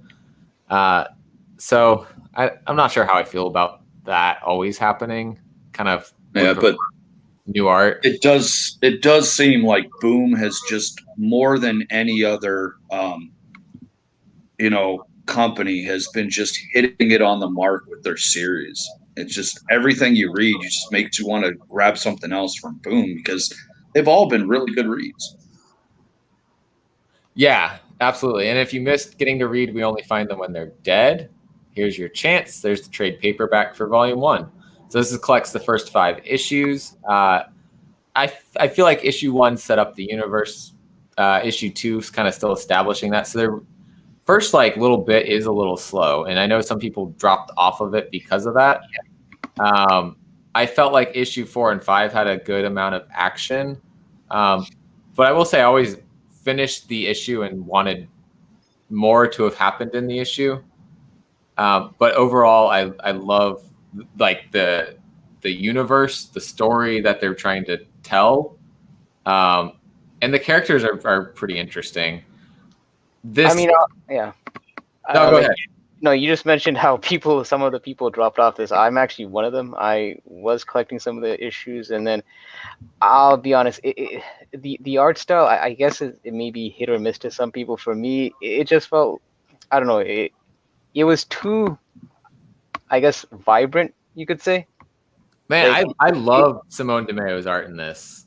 I normally do, but it just felt like when I opened the pages on these issues, it just felt like I was going into a rave or something. Like every Dang, I didn't see that. It felt almost cinematic, right?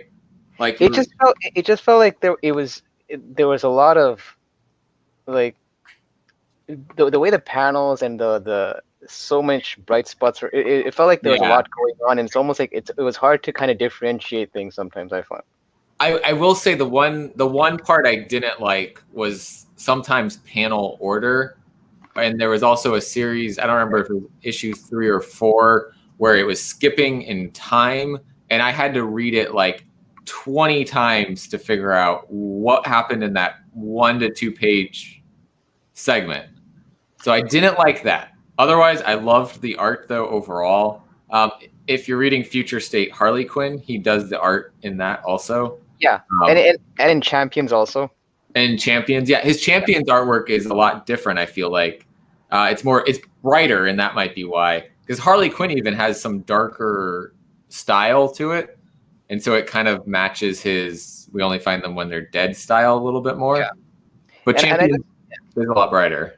It is a lot brighter, and I just found that I wasn't. I mean, you might maybe you have a different opinion on this, but I kind of found that in the issues that I've read, that I didn't really get invested in the characters as much as I wanted to.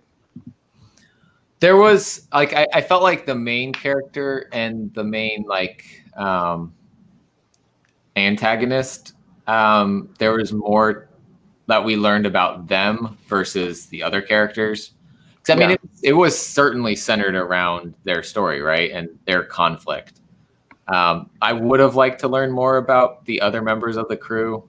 I agree, but at the same time, I don't know. I still enjoyed the story. There's like so much more that universe. I want to see stories like earlier on in that universe. The next volume is going to be 50 years in the future. Mm-hmm. So I think there's so many things they could do with this universe that they've built.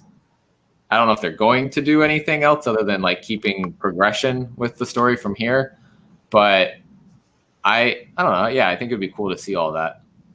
Yeah, I mean, go ahead, Hyper. No, I'm just gonna say. I mean, I'm gonna sit this one out for now until. I mean, obviously, you can tell me if it gets better or not, and I might hop back on when, if things change. Yeah, and so like this one, obviously, since we stopped volume 1, it ended, it kind of wrapped that part of the story up. Volume 2 is going to be a little bit of a break. I think might actually be coming back in May, just like everything else. Something's Killing the Children is coming back in May. Wind is coming back in May. I think this is May that it's coming back. I feel like something else is coming back in May too. Seven Secrets is coming back in April, I think. Yes. Yeah, it comes back sooner. Because, I mean, we kind of ended, halfway, right? And then we got another 6 issues, maybe? It's only supposed to be 12 issues in total? I think so. Oh, okay. I thought it was supposed to be an ongoing. They never said it was only going to be 6 issues. Okay. But if you think about it, right, we're lots gone on, right? A lot of people died in that story. And Casper starts the story by saying, ask the narrator that he's going to be like he's dead when he's narrating, right? And it happens soon. It could be a swerve. We never know. Right. We could continue narrating without his story going on, right? More could come up. Yeah. But I think at least the Casper story will end at issue 12. I don't know if they'll continue the story of the secrets and everything. I think it's only going to be 12 issues though. I mean, they could pull a Game of Thrones thing where I saw the Blu-ray cover Ned Stark on the cover of season 1. I'm like, okay, he can't possibly die. He's on the front cover, and then they killed him off, and then they switched to another character. Maybe it's one of those things.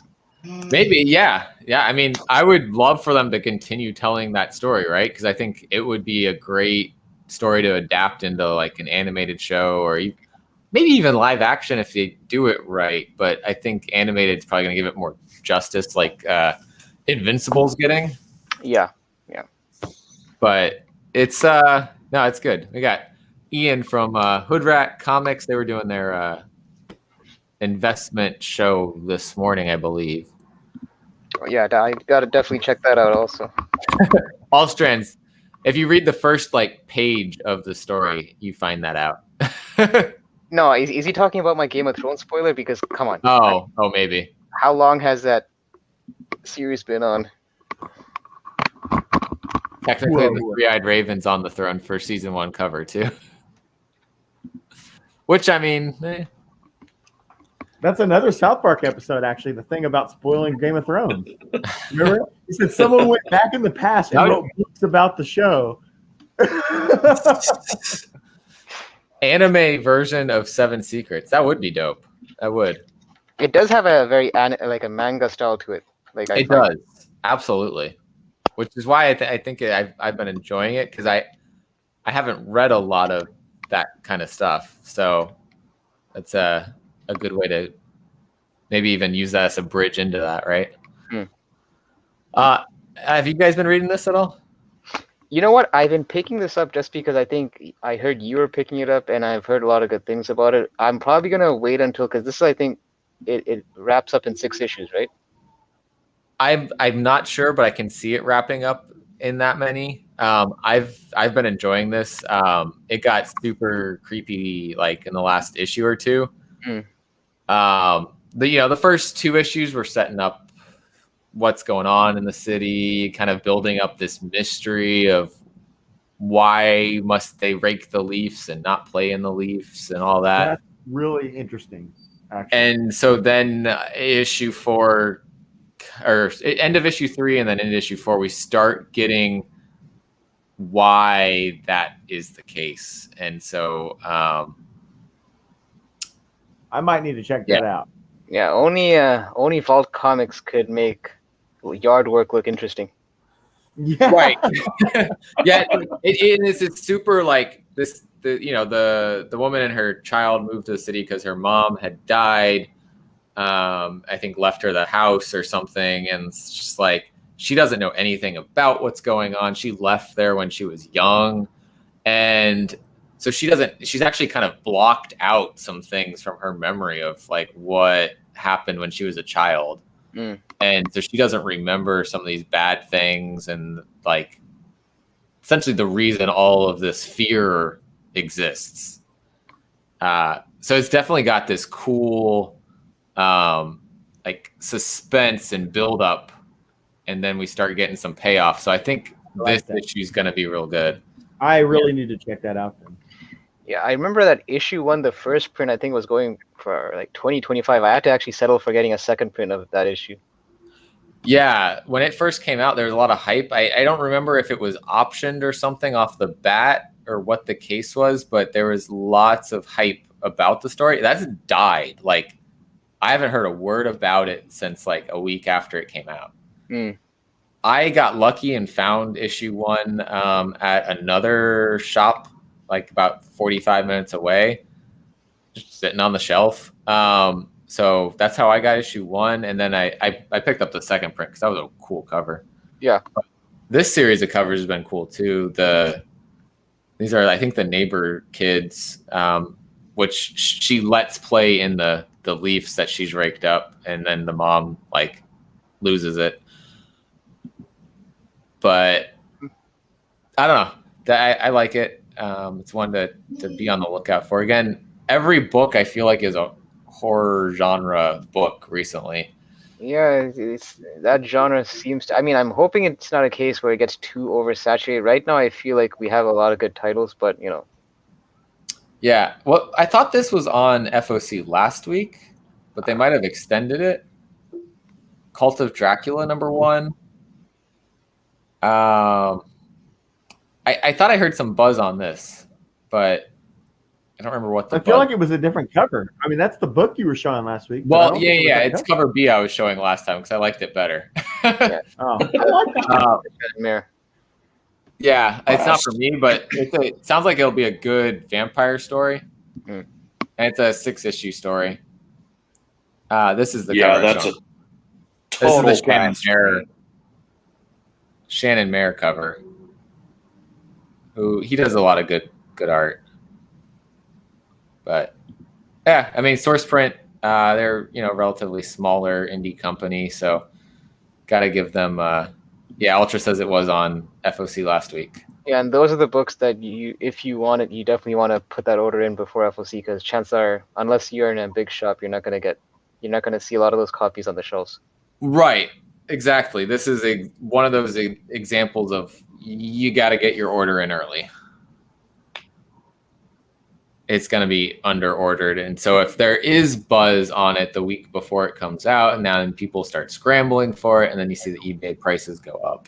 Well, it's like what Ultra just mentioned, that Dead End Kids, that was a Source Point press book, and we saw what happened to those books, right? When they hit those, and people kind of forgot to put those orders in. Yeah, the volume 1 went crazy, super crazy, and then volume 2 even now I think that went up to like at least a $10 book. What's up? We got Azores Tiger in the house. What's going on? Hope you're having a good day.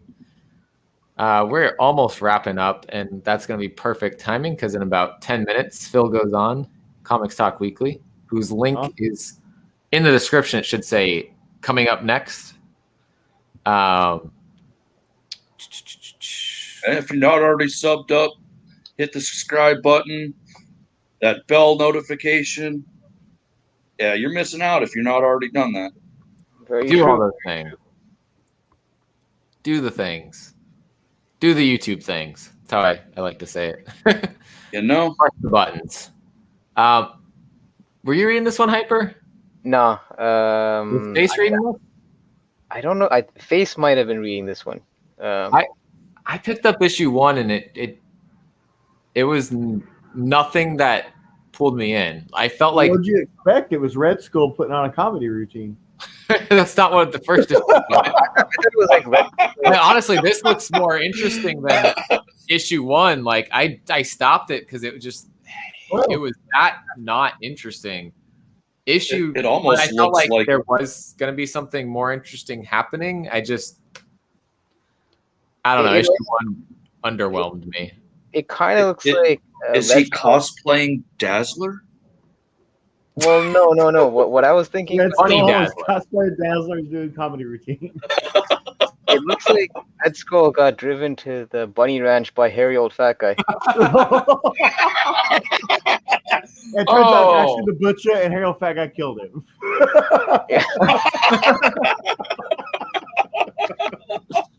This is what happens after hairy old fat guy drives to Butcher to the bunny ranch. Oh man. That's what you look like after you've been used and abused. Oh, we got someone in the backstage here.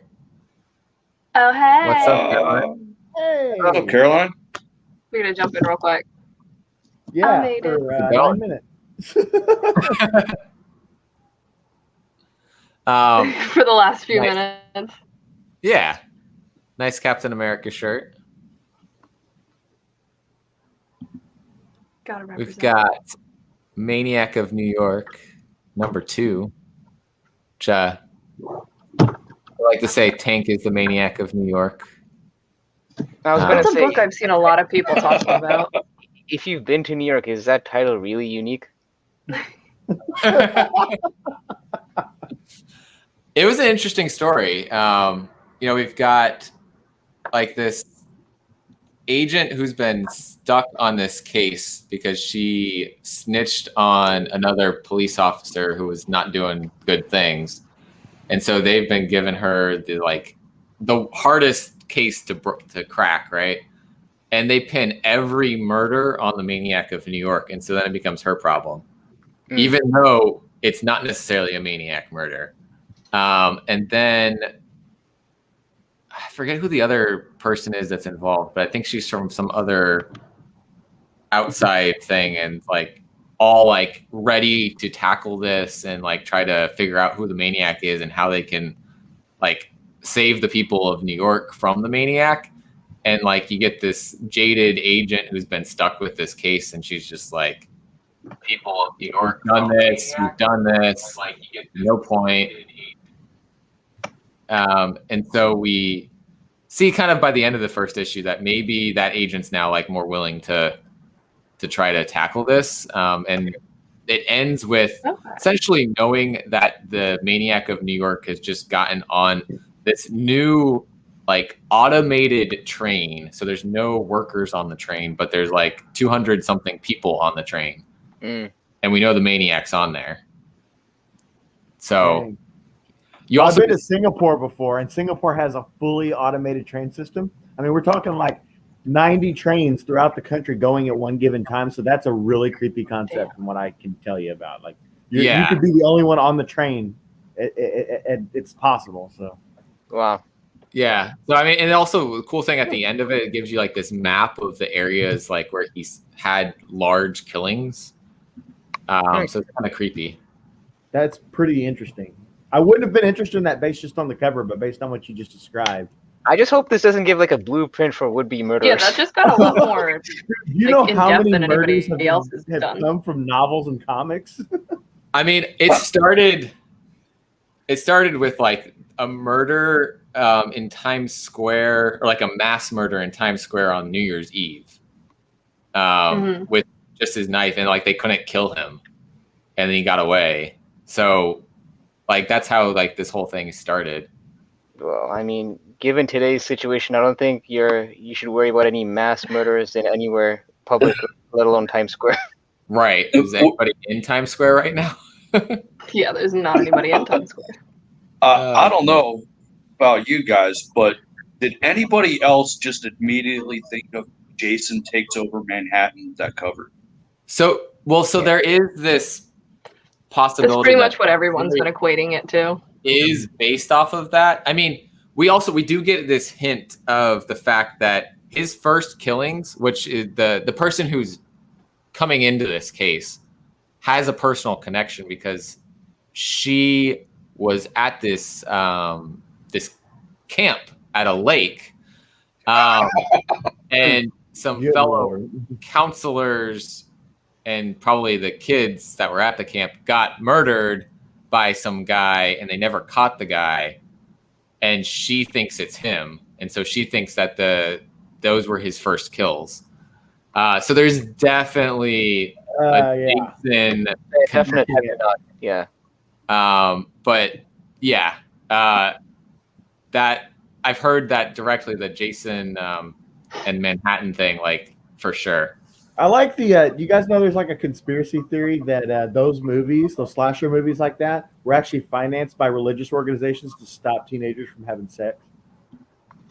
I did not hear that. Oh, that does not make Somehow any it wouldn't surprise me.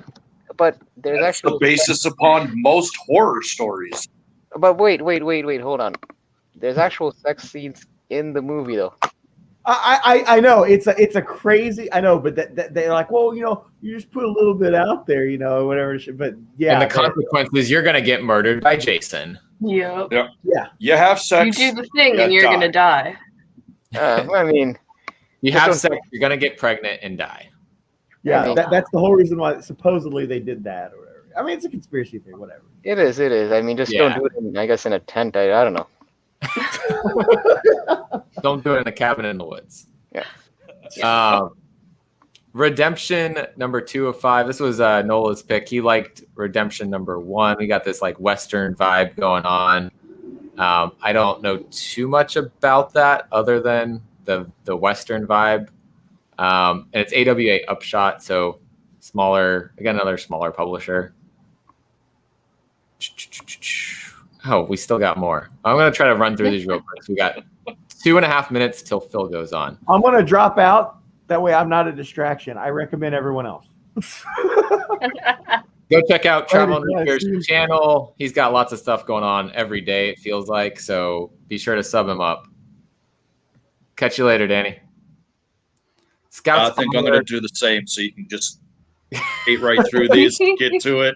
See All right. Phil, See you, everyone. Sean. See you in the See you chat. in the next chats. Scouts honor number 3. This has been. Oh, okay, fine. I guess I'll drop out too. I don't want to be the ass that's just sticking around. All right, so yeah, I'll be on Newbie's Because show. we're all dropping out. I'll be on at 9:30 on Newbie's channel. Check us out tonight. Thanks, Sparks, for having me on. See you, man. It's good to see you again. Yep. Take care. See you, Caroline. Bye. I'm gonna hang out till the end since I just got here. Perfect. Space But Bastards Space number Bastards. 3. So good. Yes. 3 of 4, right? There's only 4 issues. I can see it ending at 4 because they have like a little, like I told the last night when I was talking about this, there's a Kickstarter for Space Bastards Volume 2, Mhm. which also you get Volume 1 and 2 hard covers. So we have a set story for Volume 1. I haven't ever seen an out of number, but I know it's like somewhere between 4 and 6. Space Bastards is great. Definitely check it out. And we got less than a minute. I think this is a Vault book, Wasted Space. I haven't been reading that one. I've seen it a few times, been curious about it, but I haven't ever picked it up because I can't find the first issues. Yeah, there's a lot to catch up on. So that is it. That should be everything. So I love that these come out at the same time every time. Yeah. So, cool. I still haven't read issue yet, but it is in my pile of books. Space Bastards. Yeah. Everyone Whoa. reads Space Bastards. Look who's in the What's chat. up, Behemoth? Everyone go read Behemoth Necromorphin. comics. I didn't see any Behemoth this week, but please let me know if I was wrong because I might not have seen them in there. I don't know if Behemoth books show up all the time on previews, actually. And so I may need to edit the way I do this. Check their Instagram because they're always posting. Yes. Necromorphous, I think we should be getting the trade paperback of that coming out soon. Hmm. And it's getting a volume 2. And then So we are getting more. Sound will be coming out sometime soon, I believe. I don't think they've announced a date yet. Yeah, I haven't seen a date. Behemoth, is there anything on cutoff order this week that you want to let everyone know about? I'll give you guys some time to answer, but catch you later, Lewis. And go ahead and head over to Comics Talk Weekly for his review. Okay, nothing Nice. today. FOC's We're not February wrong. 5th for the Behemoth books. Awesome. I always fear I'm gonna miss something looking in that last section of reviews because it gets jumbled in there. I appreciate the clarification. Thanks for showing up. Yeah, thank you for being in here. I really appreciate that. That's really cool. And Comics Talk Weekly is going to be going through the previews catalog for the next ordering time period. So he's got that going on right now. So nice. Everyone head over there. Go check it out. Give Phil some love. Sean seems to be about to say something. He said, "Hey, Sparks, before we end, let's get a link for Behemoth Comics." That's a good idea, Sean. I like that. Let me put up their website if the internet will go there real quick. I'm probably not. Nope. Behemoth. I got it. Comics. I probably won't let you drop it because YouTube is strange. Everyone copy and paste it then. Here we go. I got it. There's their website. Go check out their books. They've got a lot of cool indie stories. I actually just picked up the trade of A Girl Walks Home Alone at Night. And that was really cool. I wish I'd picked up the... Yeah, that just came out, I want to say, last week. I saw it sitting there. I was like, well, I didn't pick up the I found issues 1 and 2, so I got to find 3. Yeah. I feel like I think that only collects... Yeah, they've got some great stuff. Yeah. It might just be 3 issues. Yeah. Great guys. Dream of August Comics. Go check them out as well. They are also doing some indie comic reviews. I was on there and we did Ear Case. Caroline was on there. We did Luna. Luna. We want to try and do every issue as well. So multiple issues. We're probably going to do Fear Case 2 together, me and them. And then you guys are going to do Luna 2. So I like that. Get some series going. I'm probably going to do with Travel and Root Beer a Noctera #1 review from Image Comics. That was really good. So you're invited. Dream of August Comics is invited. So we might have a big panel group to do that discussion. Yeah, I'm very excited. I've already got it on pre-order. I'm in it for that. It looks like it'll be really good. Yeah, Snyder doesn't usually let us down. I pre-ordered all the covers too because they were so cool. I figured can't pass all those up. And Boss Logic, who's like been an Instagram person, like covering and getting some covers. So I like being able to. I can see it being a really big indie for 2021. The big new series. Absolutely, and it has a lot of ratios like Crossover had. Yeah, there's a lot of covers coming out for issue 1. I'm not going after all of them. No, I stopped at the regular covers because those all look cool. Yeah. I was like, I've got A on pre-order. I might pick up another. Yeah, but I'm looking forward to more Behemoth books in this year. 2020 was a really cool story. Lots of indies. I gotta see if that's still because you weren't able to get that, right? Which one? 2020. Oh, yeah. The like one-shot comic book. Yeah. I wonder if that's still either my stores sold out or just straight didn't get it. I wonder if Diamond still has, like, if they can order it still. I'd ask my shop. Oh, maybe.